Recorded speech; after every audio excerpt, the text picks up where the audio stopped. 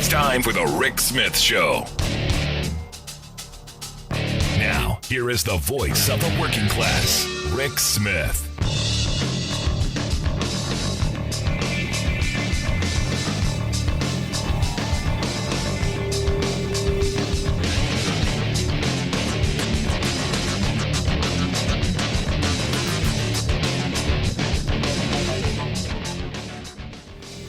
And welcome, brothers, sisters, working class heroes. This is the Rick Smith Show. Thanks so much for being here. Big news today. Michigan. Yes, Michigan, looking at you. They have moved to repeal their no rights at work legislation. It's out of the House, going to the Senate. Moving on a promise that they made to voters in Michigan in 2022 that they would repeal the horrible right-to-work law that Republicans rammed through like thieves in the night a little over a decade ago. And again, I look at when Republicans did this, like thieves in the night. It's my number one reason why I'm against term limits. Because a good number of the people who voted for this horrible legislation back in 2012 were people who were term limited out and they were looking for a job. So it was the payoff. You vote for this no rights at work. You take this ability of workers to fight for better wages, hours, conditions away, and we'll give you a soft landing spot. All you got to do is vote for this lovely sounding piece of legislation. Because who could possibly be against someone's right to work? Who could be against that? And yet we know no rights, no work, and not only that, lower wages, less benefits, and less safe. As one of the proponents of the legislation pointed out, that since Michigan went this horrible direction, wages are down 13%, and injuries at work are up 50%. Also, union membership has fallen from the fifth highest in the country down to 12th. And that was always the plan. That's the idea of these no rights at work schemes. It's to lower the number of people who have the ability to collectively bargain. Because what they like, again, it's about separating the sheep. It's about separating we the working people, because it's easier to negotiate and get your will over one or two, but not the entire facility, which is why collective bargaining works and why it has to be broken. Now, I love the right to work folks' arguments. No, we're not anti-union. We wouldn't do that. We're for choice. And yet you see time and time again, because they understand where the power is. The power is in the moneyed interests. The power is in if you look at Pennsylvania's workers' compensation law, it still refers to the employer-employee relationship as a master-servant relationship. So understand where their thinking is. They know where the power is. They know where the money is. It's certainly not the workers. So this is a huge, to steal a Joe Biden, this is a BFD. This is a big freaking deal. Finally, Democrats going, we're gonna do it. Virginia's still mad at you. But we'll see if it gets through the Senate, and I believe it will, and I believe the governor will sign it, and we will see one of these horrible pieces of legislation go down. And look, we need to do this across the country to give workers the ability to collectively bargain for better wages, hours, conditions. Now, the moneyed interest, they're not going to go softly. They're not going to go quietly into that good night. In fact, billionaire Betsy DeVos, you may remember her, Trump's education secretary, and some of the other moneyed interests of Michigan, they're rattling the sabers a little bit, saying that they may petition for a drive to let the voters decide. Now, because they're playing on, voters didn't want to add collective bargaining rights to their constitution. It failed in that vote. So they're taking this going, say they don't want it. I think now is the time, especially after the the shutdown, especially after you see the massive disparity in wages between the billionaire Betsies of the world and all the people who actually go out and do the work. It's going to be an interesting moment. And the reason I bring this up today, good news today, Bernie Sanders, chairman of the Senate Committee on Health, Education, Labor, and Pensions, the HELP Committee. I love the fact that Bernie's the chair of this. And one of the great quotes that came out of Sanders today was, there is a class war going on, whether we want to recognize it or not. And I tend to recognize it.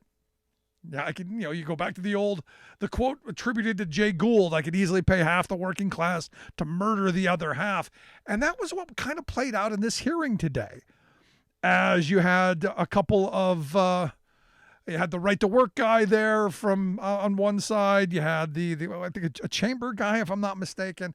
And then you had Mary Kay Henry from SEIU, Liz Schuler from the AFL-CIO, and Sean O'Brien from the Teamsters, which O'Brien got all of the headlines today because much of the attention was focused on him and the exchange between him and Oklahoma Senator Markwayne Mullen. And look, I want to get into that, but the most important quote that came out of it is O'Brien said, when an employer, be they rail carriers, package companies, or coffee shops, gets away with repeated abuse of American workers, the legislators who let it happen are complicit in these crimes. And I've been saying this for the longest time.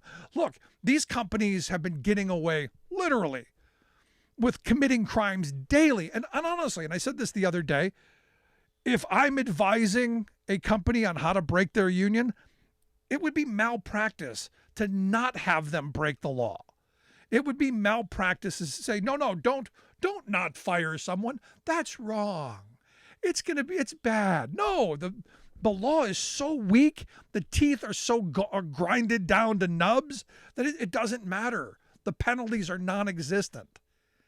And this is what O'Brien and the others were saying. Look, we need major comprehensive labor law reform. We need real teeth in organizing. Now, what I loved, oh boy, every Republican who stepped up there was, we're not against unions. No, it's the same. Understand what the right line is. The Republican, the conservative, the right leaning, the anti-worker line is always the same. Whether it's a guy in Michigan, whether it's their no rights at work guy, whether it's Mix, the national no rights at work guy, no matter, or a senator on the help committee, it's all the same. We're not anti-union. No, we just believe in competition, and we want people to have choice. And yet you see that the choice that they get is to be harassed, intimidated, browbeaten, sometimes fired. And again, we've seen these high profile cases, which are not new. This stuff's been going on for decades, but we're finally paying attention to it. And this hearing is a pretty big deal in that finally someone in our government is bringing it up. Is it going to go anywhere? I doubt it. But it's important to keep bringing this stuff up and important to keep talking about it in a way that workers see someone fighting for them. Look, the thing I loved most of all about this hearing was the fact that O'Brien was not going to back down from Markwayne Mullen. Mullen was talking, when they come after me, I encourage, physical this or that. I'm going to take him on because he thinks he's Billy, bad, what. And O'Brien didn't back down, and good on him. It's about time working people have a little swagger. It's about time that working people man up and say, you know what, we're not going to back down. We're not going to take it on the chin anymore. We're going to stand up and fight. And I love the fact that O'Brien, while he didn't have any facts in front of him, he wasn't wrong. He pointed out that CEOs are getting away with, millions of dollars, and they're hiding money. And he pointed it back at Markwayne Mullen, who is a really rich guy, and said, well, how much do you make? Because Mullen tried to go after him for what he makes as the union president. Now, we can argue whether $195,000 a year for a union president is too much. I don't think so. But But we can argue whether that's too much in this day and age, especially when you look at, you got some UPS drivers who are making 100.5. Now, Mullen said, well, you've got these feeder drivers who are making 35, which not even close to possible. If that's the case, you only worked a couple of months. But wanted to throw this out there to make it look like, well, you got these rich union bosses making $195,000 a year without looking in the mirror. Because here's a guy, according to Tulsa World, which is a news publication out in Oklahoma where Mark Wayne Mullen's from. They pointed out, looking at the financial disclosures that he put forth as a candidate, that his wealth in 2020 ranged from $7.3 million to $29.9 million at the end of 2020. For the last election in 2022, his wealth ranged in the 31.6 to 75.6 million range. Significantly more than the prior 2 years. Now, you go, well, that's because, everyone got a little bit wealthier. If you're in the Senate, you obviously know stuff. Why I bring this up is OBrien said, well, how much do you make?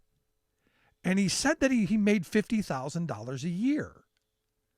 And I'm going, how do you build that kind of wealth on $50,000 a year? Now, he says he puts it back into his business because he wants us to believe that he lives like a pauper.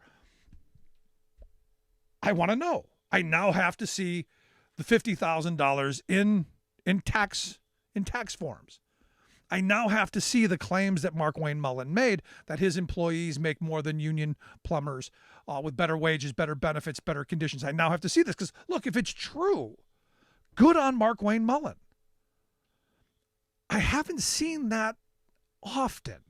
There have been a few exceptions where that has rung true, but the general rule is union workers make better wages, hours, conditions.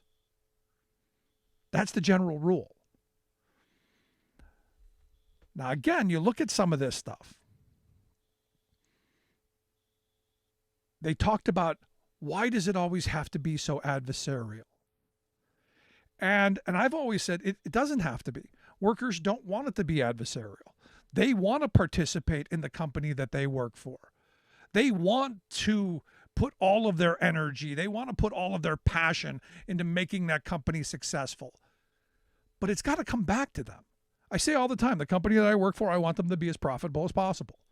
So that come negotiation time, we see better wages in our pockets too. I want that company to be successful for 100 years so that I can retire and my kids, if they want to work there, can work there, and their kids, and so on. But this right-wing frame that unions want to put companies out of business, again, front and center in the adversarial discussions. And it doesn't have to be this way. There can be a symbiotic relationship where companies are going, yeah, we want the best labor, we want the best product we can get, and the workers are like, yeah, we want to work for a company that treats us well. That should be something that can be somewhat agreed on, but at the end of it, when you start talking about, CEOs and executives and shareholders wanting more and more and more, and this insatiable appetite for more, who gets squeezed? Well, the workers, because they're nothing but a negative on the balance sheet today. And it wasn't always that way. So the question is, how do you get back to a place where it's no longer that adversarial? And I say the more people in unions, the more people across the board who have access to union jobs, the better it's going to be. Love to hear your thoughts. Email me, rick@thericksmithshow.com. Got lots to get to today. Lots on my mind. Back after this. If you miss any portion of the program, make sure you grab the podcast. Wherever you find your favorite podcast, you'll grab ours. Back after this.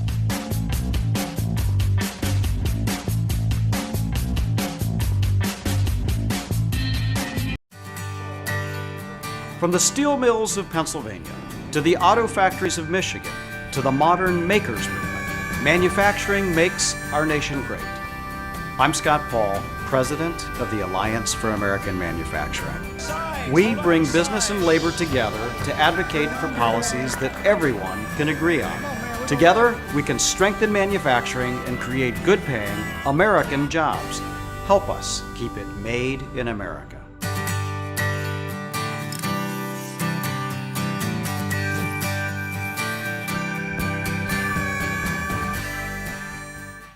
I took 2 years of electric in high school, and I was the only girl in the class there. Here, I'm the only girl as far as installers go. I'm a single mom, too. I joined the union because it gave me options for health care and life insurance so that I know my son's taken care of. I like what I do. Like, this is the best job I've ever had. You think solar panels is more like California. You wouldn't think Appalachia would have any. It would be smart if the government would invest more in clean energy resources. We are AFGE, the American Federation of Government Employees. We represent 700,000 federal and D.C. government workers who are the vital threads of the fabric of American life. We support our nation's military. We take care of our nation's veterans. We protect our nation's borders. We respond to our nation's crises and natural disasters. We provide services to our nation's seniors. The American Federation of Government Employees. We work for America. Welcome back to the Rick Smith Show. Now, here is Rick Smith.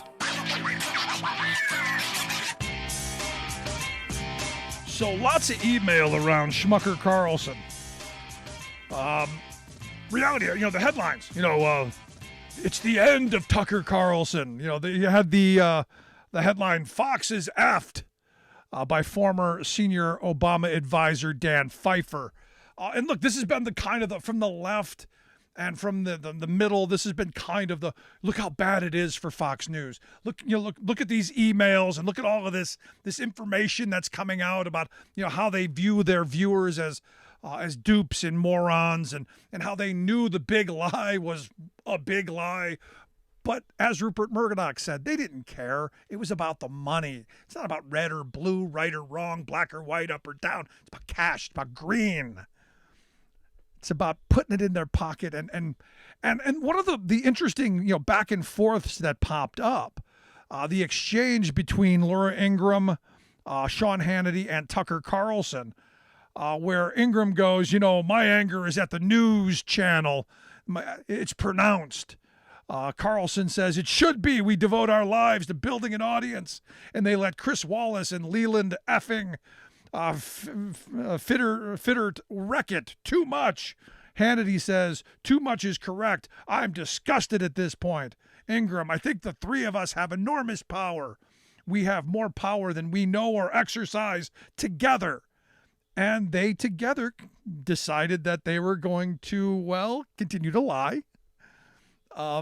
Continue to push the big lie while Vittert and Wallace were saying, no, this isn't it. Now, Vittert and Wallace are all gone. They left and went somewhere else because they're actually journalists. I mean, I don't always agree with them, but, they're actually journalists telling the story. And what's come up in the emails that I'm getting from people, and this is the weird thing is, everything's now, did you see Tucker Carlson's video? Did you see the video? They were walking between the ropes. And you knew this was going to happen because Republicans think strategically long-term. They think message long-term. They understand their base better than we understand anything else. And I was saying at the time when the January 6th committee was coming together and figuring out how they were going to go forward, and Kevin McCarthy said, we're not participating. If you're not going to give us our attack dogs, and this was an excuse more than anything, because they didn't want anyone on that committee. They said, if you don't give us who we want, we can't put our criminals on there, then we're gonna back out. That was a strategic move. Everyone said, oh, it's stupid. They should have done that. No, they knew what they were doing. They didn't want to have to defend January 6th. They didn't want to have to defend Donald Trump. They didn't want to have to defend the base who showed up and defecated on the floor. They didn't want to have to defend the guy urinating on the desk. They didn't want to have to defend the people stabbing policemen with flagpoles. They didn't want to have to do that. They wanted to be able to sanitize that and say, oh, that's just those liberals and those Democrats showing you this stuff. So they got the video. And Tucker Carlson boiled 40,000 hours of video down to a couple minutes, and they found people walking between the velvet ropes. They found people taking pictures. They found people, skipping through the halls. They found people smelling butterflies. They found all kinds of wonderful images out of 40,000 hours of video. And now they're presenting their narrative, as will Kevin McCarthy and the Republicans. Because this isn't about getting to the truth.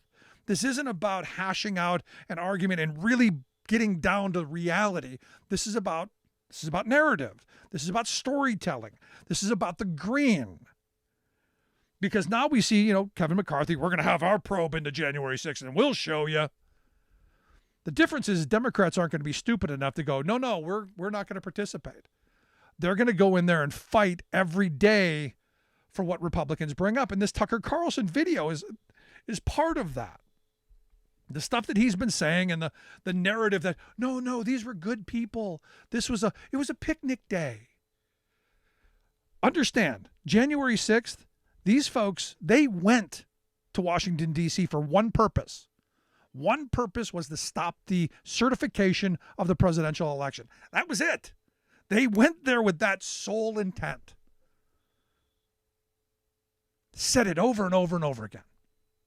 The crime was we're stopping it. And yeah, were there people doing, park kind of things? Sure.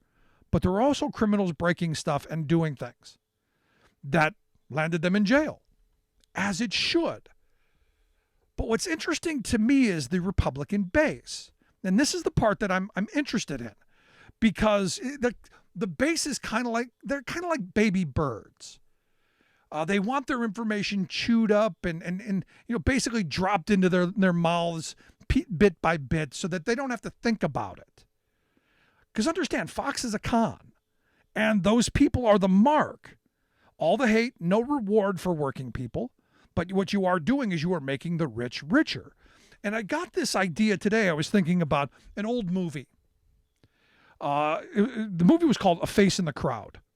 Andy Griffith was the star. He played a character, Lonesome Roads, who, good old yokel local, just a good old down to earth, good old boy from Arkansas. And, a woman puts him on the radio and he gets, it's kind of a hit. People take to him and his star rises.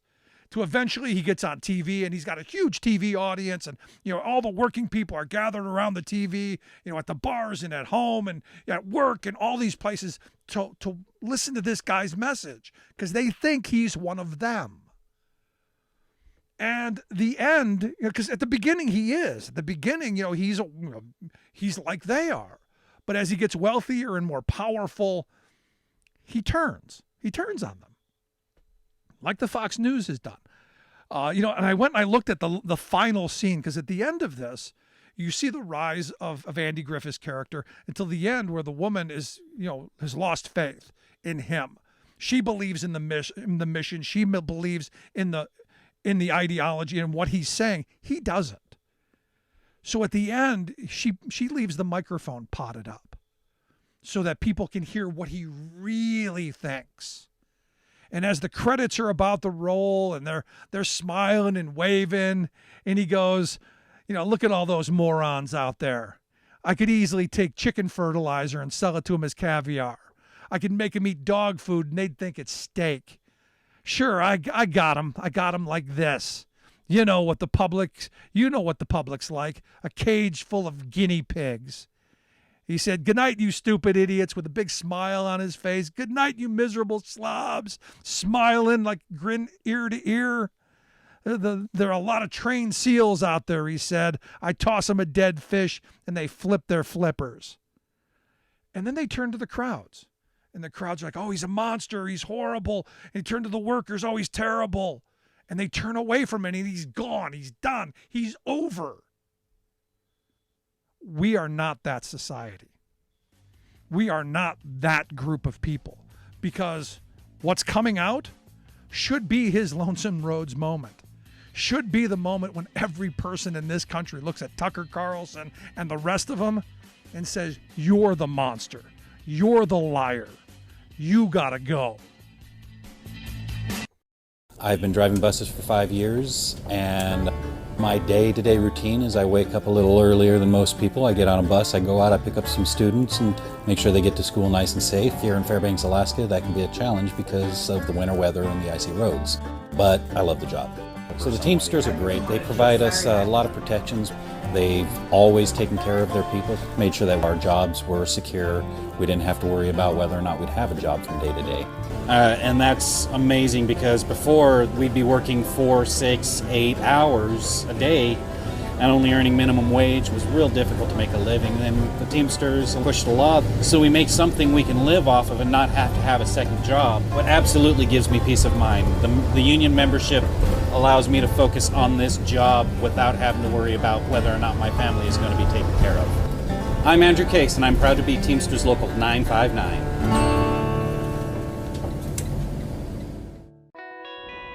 It doesn't matter what kind of weather. It doesn't matter what time of day or night. When Mother Nature's done her worst, the only thing that matters to us is keeping the lights on for you.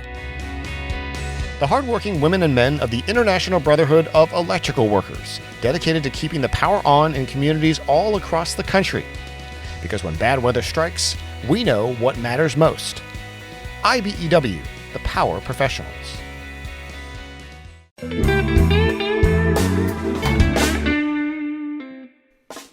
Before we close the program, we want to take a moment to thank our viewers and to share a little bit about why we do what we do.